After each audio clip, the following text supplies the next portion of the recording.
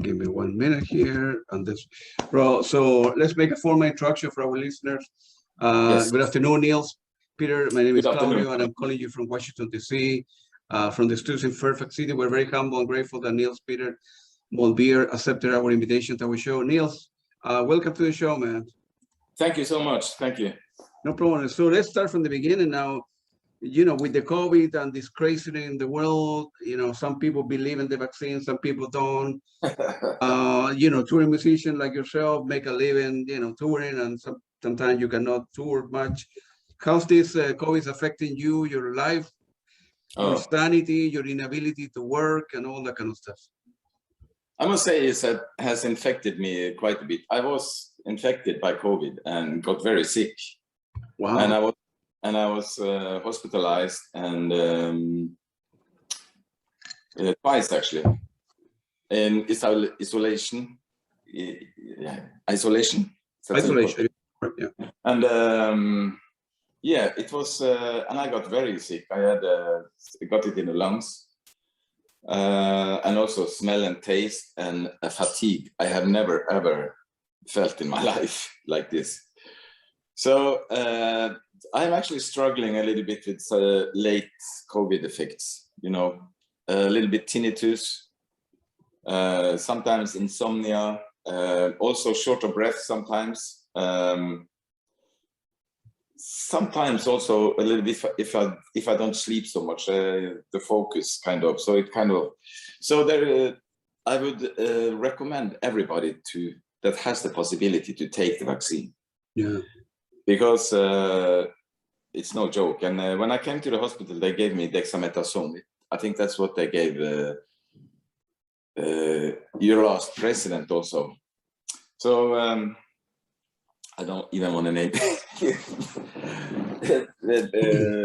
So yeah, so it has, and that's the personal of me personally. But then career-wise or music-wise, it's been. Yeah, it still is very difficult, and suddenly the COVID rises at the place. Just yesterday, we had to cancel a concert in September, and so it is definitely has a huge impact on the cultural life, music, theaters, ballet.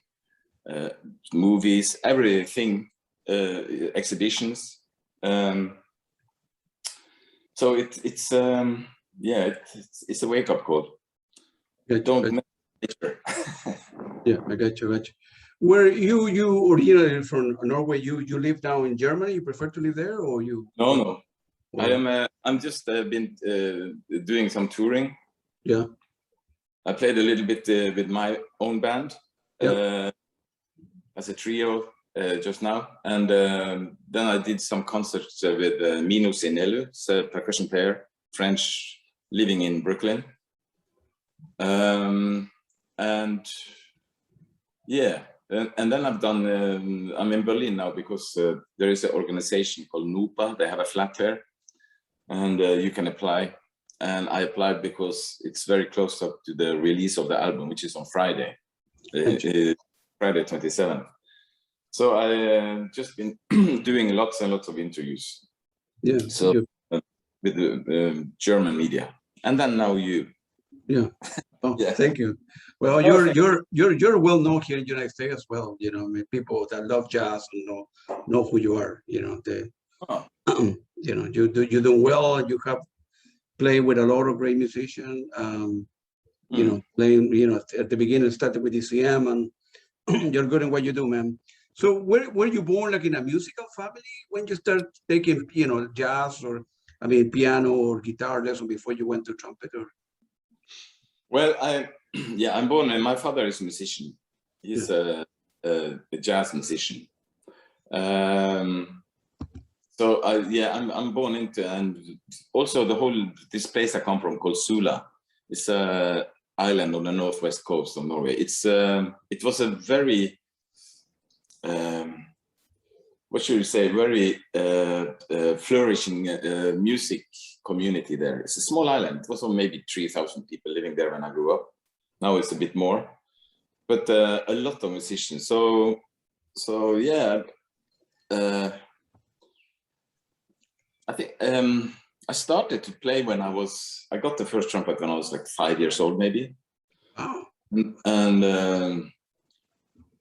then you try it out and you check it out, but I wasn't like really into it. And then I got much more interested in Led Zeppelin and Hendrix and Black Sabbath and these guys. So and I played guitar there, I played the drums, I played the bass, I played all kind of things in local rock bands. And then I decided I wanted to go to this, they call it music high schools. Yeah. And the people's high school, they call it. I don't know, it's not like what is the gymnasium? It's not like that. It's a different thing. So and the one I went to focused on music, and I met a very, very good teacher, and he got me really interested in to practice and to find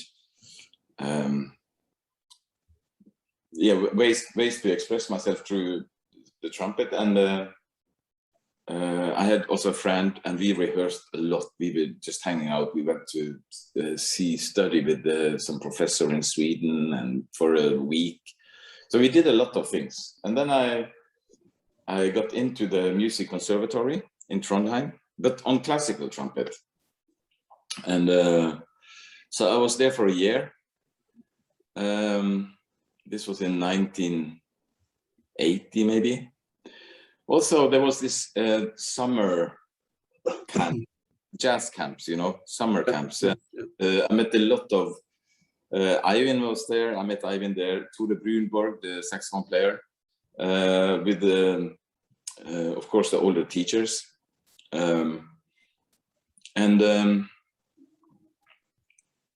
There was a band appearing there called the Jazz Punk Ensemble, which was like a big 3 drummers, 2 bass players. It was a lot of young people and some really old Norwegian legendary people. And one of the guys there, piano player, he asked me if I wanted to be part of a theater piece in Oslo. And I thought, and I was pretty bored going to this music conservatory, because that was very, very rigid. Yeah, like, so I just said, can I have a year permission? And then I go to Oslo and I do this. And so I did that, and I never went back. Yeah, so that same autumn, Masqualero, so I started to play with John Christensen, the drummer, Arild Andersen, and me and Tore Brunborg, and Jon Balke, the piano player. So, and that kind of just took off, and we started. So after 1981, I have been a professional musician since that. Yeah, I get you. Well, that was the best decision of your life, but see, because you grew up in a musical family.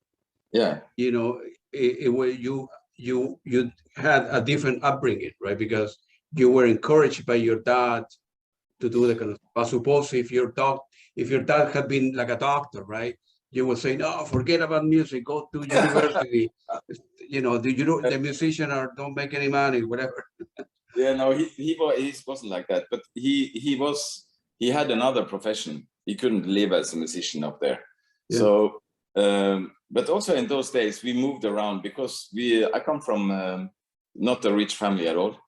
So we had to go. So I moved, lived in Stavanger. I lived in Molde, which is just maybe 100 kilometers north of where I was born. But then I moved back to Sula. So we moved around quite a bit. He was working as a typograph. I don't think that even exists anymore.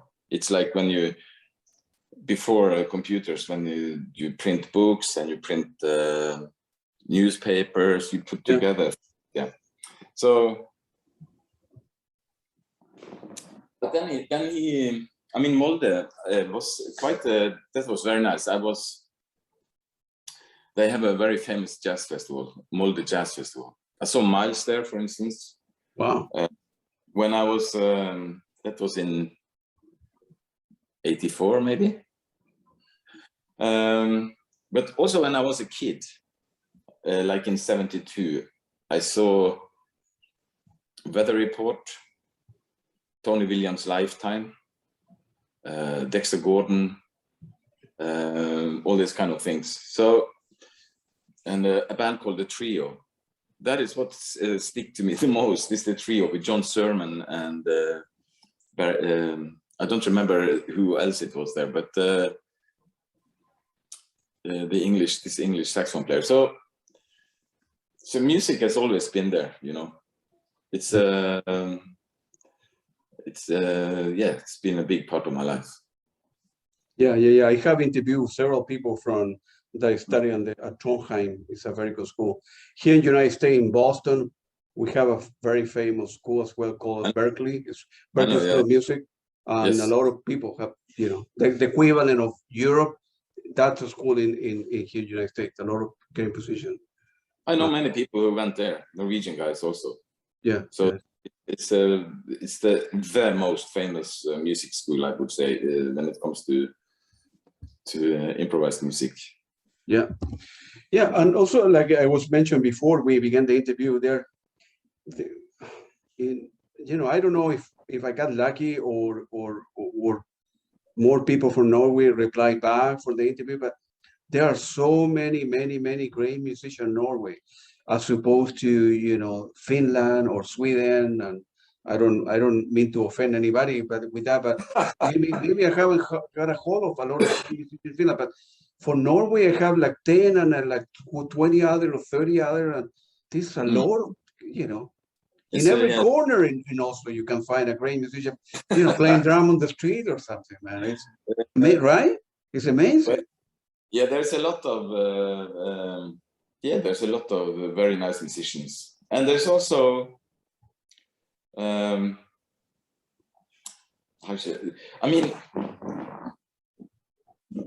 I've been asked many times, because it's not so many, how shall I say, like traditional Afro-American jazz musicians. Not so much of.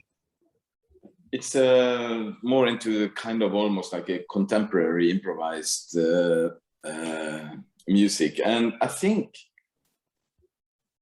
the reason it's different in Sweden and Denmark is because in Sweden and Denmark, really famous American jazz musicians lived, and they created a kind of a culture there.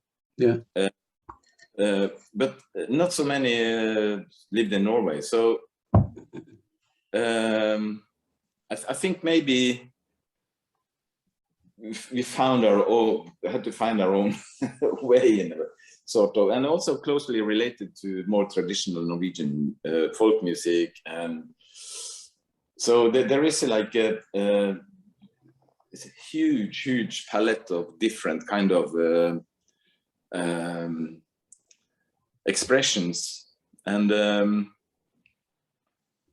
I think people from in the 60s and 70s, like Terje Rypdal, Jan Gabarek, Arild Andersen and John, and some people around there, they had a big impact on how you look at music. It's very open-minded. I'm sure it is everywhere else, many places else also.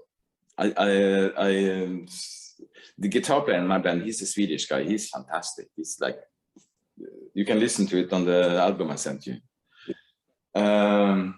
So, and I know a lot of Swedish, very good. I played with many Danish also, like Marilyn Masur. And also not so many Finnish people. I worked with a electronica guy called Vladislav Delay. So I'm sure they are also there, but of course for me, I see mostly what is in Norway, and not enough even, because if I'm not touring, I like to stay home also. Right, enjoy your family and rest and do other stuff, man. So you know how you end up. I think one of the first band you end up joining was Masqualero with with Anderson and John Everson, and you guys released 4 records. How did you end up joining the band? But that was because Jon Balke, the piano player, he was. We did this children piece at the National Theatre called Ujana, and we were like musicians on stage, dressed up. I was dressed up like an owl, a kind of a transsexual owl with pink tights. In the days where my body could, I could do it when I was younger. So, and they were going to play a gig as a trio in Kongsberg, outside of Oslo, and then they just asked me and Tore if we could join. And we just came in, and it was very improvised. But then it was like a click, you know, I mean, to play, I must say, to play with a drummer like John Christensen was, that's the most important music school I ever went to, just to play with him. Yeah. So he used to play with Keith Jarrett's band. He played with everybody, and he's quite amazing guy. He just died last year from living hard. So, but and then we did an album called Masqualero, which is named after I think a Wayne Shorter composition, and we continued to play for 12 years. And then you guys, yeah, go on, sorry, go ahead. No, yeah, and at the same time I played in, I mean, when I came to Oslo that first autumn, I mean, just like after 2 months, I think I was playing in 10 different bands. It was like a very, not many trumpet player in these days in Oslo. And so I played with everybody. And also, I think I'm pretty open-minded, so I wasn't like just jazz, or I played with the rock people. I played with the more singer-songwriter people on people's albums. I was like studio session musician, do all kind of things. So yeah, and yeah, so that lasted until well into the 90s, I would say.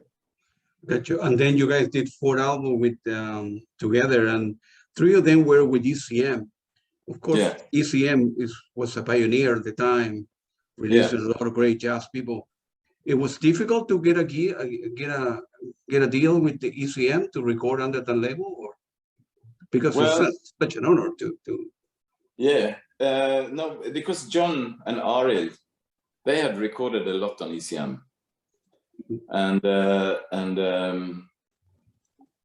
yeah, so we I think the first one we did on ECM was Band Apart, I think.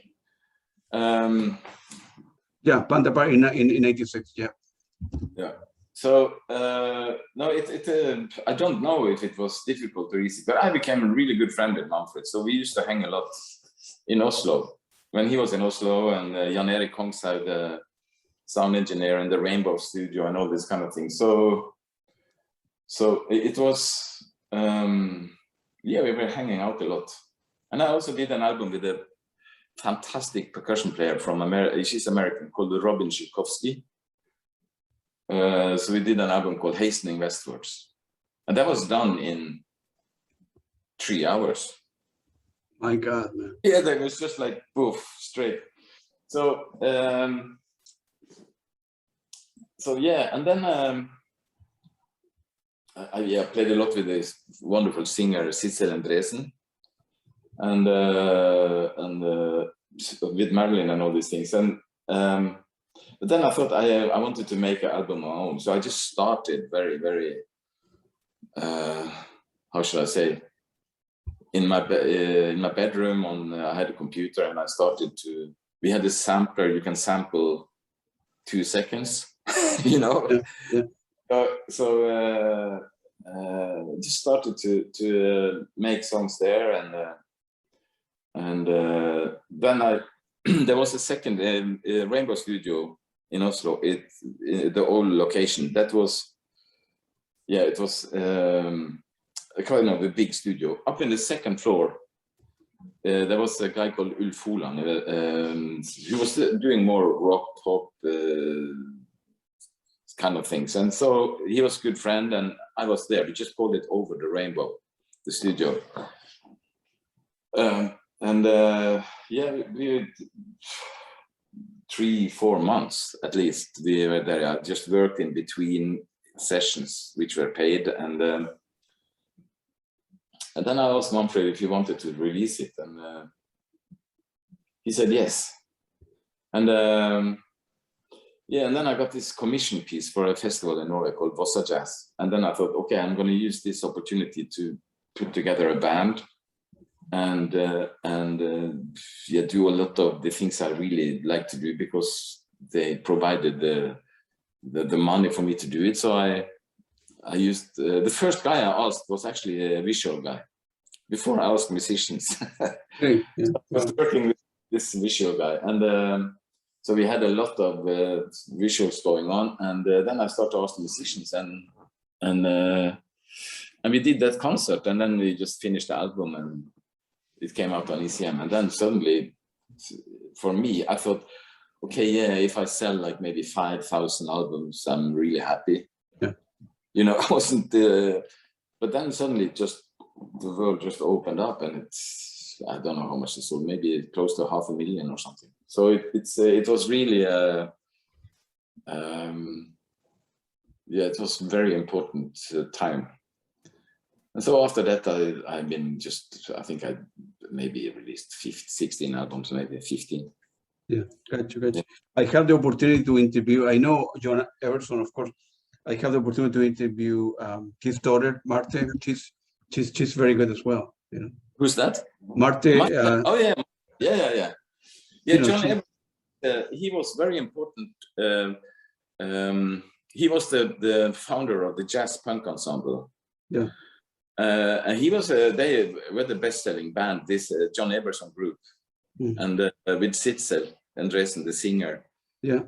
So I joined them on the last albums they did, and on tours and stuff with them. But John Everson was very, very important when it comes to see young talents and just grab them, you know, and kind of take them into his bands and stuff. So John was very, very important guy. Yeah. But he wasn't playing the Masqualero. That was John Christensen. That was the drummer. So, but yeah, I played a lot with the Everson. We had a band called Chipagua, more like a soul band with 4 singers and horn sections, and so yeah, I haven't seen John for a while. I think he was pretty sick. He's a very popular teacher now at the university in Oslo, the music university in Oslo. Okay. Yeah, he is still doing his music, and every so often I talk to Marte, and they finished an album together, the two of them, recently, last week or 2 weeks ago, or whatever. Yeah. Marte, she played in one of the biggest, High as a Kite. It was a band called High as a Kite, and she was there. So I interviewed them as well, yeah. Yeah, I remember when Marte was this big. I will remind her, yeah. Wow.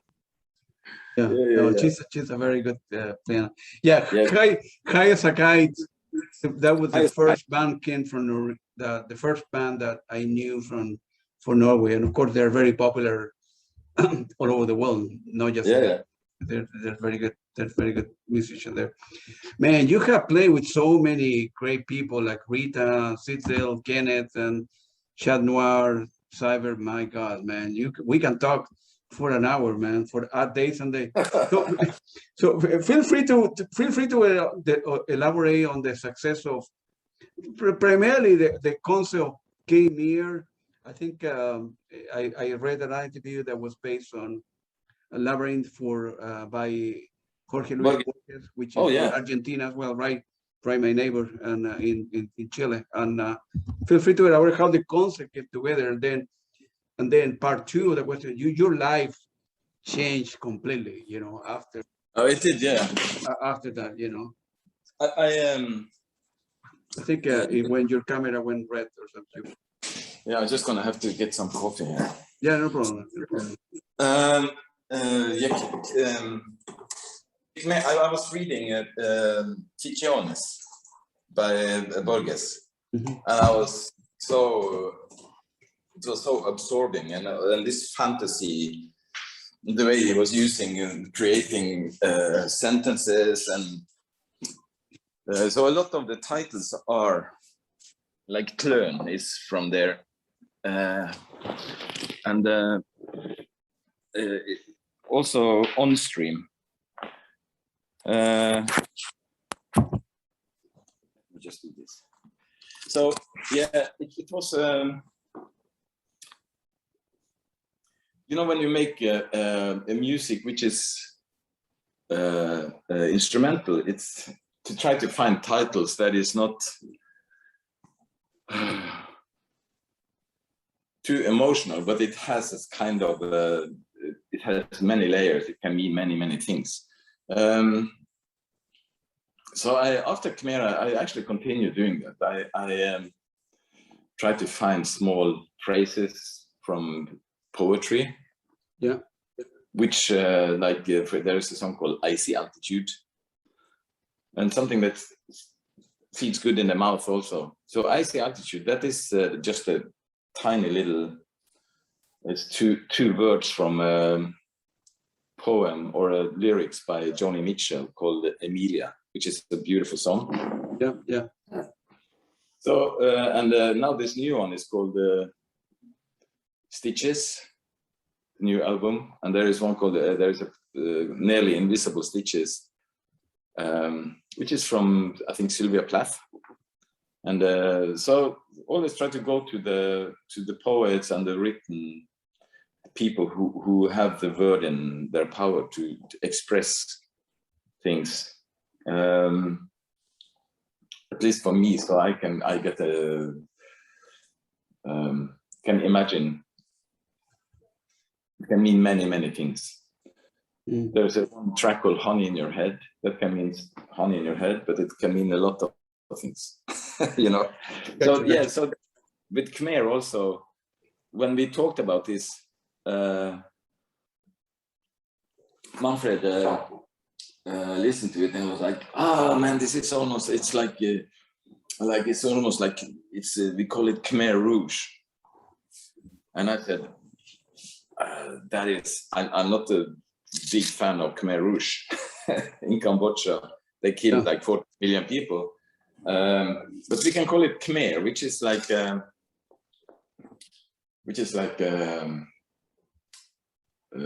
is people. That is human, and the Cambodian people, the Khmer people. So we call it Khmer, and but then he got it on the inner sleeve. It's written with red letters, so he got the last word, Manfred. You know. Yeah, I got you.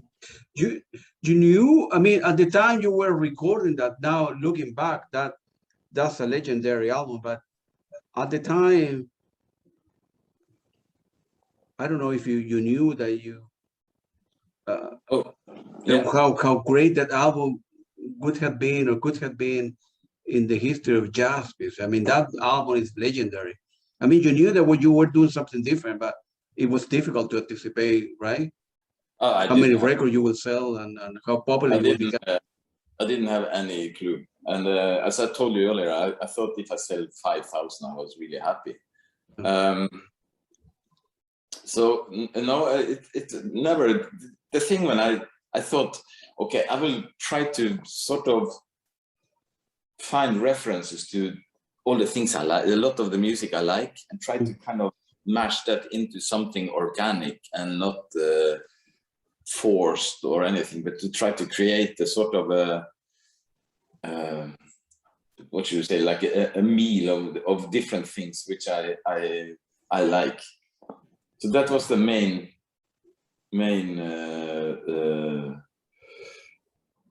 thought and feeling I had when I did it. And no, I mean, you can never see these things coming. And So everything happened at once, and I got my first child, and so just 14 days after that child was born, I had to go on a big tour. Wow. So it was, yeah, it was like really the mid-90s was everything just changed for me totally, with the career-wise and also in the personal life. So, but you can never foresee these things. It's just coming like towards you, and you just have to dive into it, you know. Got you. Yeah, I have listened to that album, I don't know, probably like 20 times, and every time that I listen in the car or here at home, it has that album. It brings me many references to many things. It's very inclusive, if you will. You know, Yeah. if I listen Khmer today, I let it go. I listen to other stuff because I'm always buying music. And in 3 days from now, I listen to Khmer again with my headphone. I see other influences. I mean, it's very inclusive. Like, I don't know if you can say that, but that's an unbelievable album, man. Oh, thank you. Well, I play a lot of, I play the bass, I play some guitar stuff there, I play percussion, and of course samples and all kind of things. So it was like to put it together, and in the end, I just invited some of the musicians in to just play it, and so it was like a long process to really that before it came to a kind of a conclusion, you might say. So, but I'm glad you like it. Thank you. Oh yeah. Well, you're kind of people over the world know you by that album, but the album, Streamer, also, it's very good. It's Streamer, yeah. That's a live. Yeah, that's a very good album actually. So, you know. Thank you. I personally also like that album. Yeah. I have it's something, you know, when you how should I say, when you make an album, you listen to it like 2,000 times during the process. So when it's finished, I very rarely listen to my own albums. But with Streamer, that was because that was recorded in a famous club in London. It was like, I don't remember everywhere where it was recorded. And there is even a 7.2 or 5.2 mix. It's like there is a surround mix, but I never released it. So, yeah, no, that album has some of the feelings that it was when we played the Khmer times, you know, when we went on tour, and it was. So I personally, that's one of my favorite albums that I did. If you can say that there is a favorite album, yeah, you know, it's. I know everything that's happening on the album, so I listen to it and I know everything, and so it's the creative process is more like to try to be as precise as I can in the expression. So I could never listen to it like from a neutral point of view, because I know everything there. So I leave that to others to listen, like you. Yeah. The other album is very good with, I don't know if I can pronounce it correctly, Nordav with a Sly Roy is also fantastic, man. Yeah, that was cool. That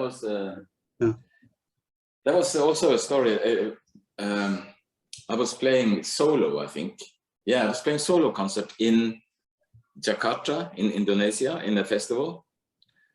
And after the show, they come over to me and say, he's Dutch, and he say, "Hey man, very nice show, and would you like to participate with Sly and Robbie?" And I was like, yes. I mean, I used to listen to a lot of the stuff, and I also because I've been working a lot with had been working a lot with Bill Laswell, who produced the albums from there, and he has this kind of dubby bass way of playing. So I said yes, and